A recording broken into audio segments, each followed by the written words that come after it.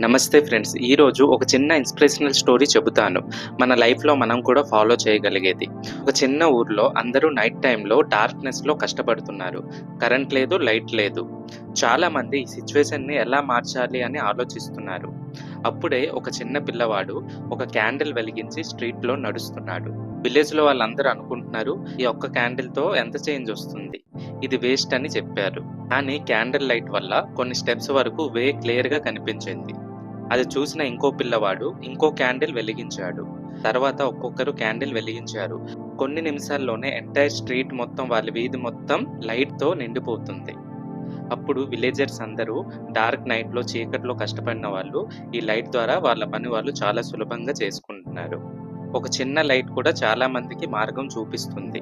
అయితే ఫ్రెండ్స్, ఈ స్టోరీలో మోరల్ ఏంటంటే, మన లైఫ్‌లో కూడా అలాగే ఒక గుడ్ హ్యాబిట్, ఒక స్మాల్ పాజిటివ్ యాక్షన్ మనం స్టార్ట్ చేస్తే ఇంకా చాలా మంది ఇన్‌స్పైర్ అయ్యి ఫాలో చేస్తారు.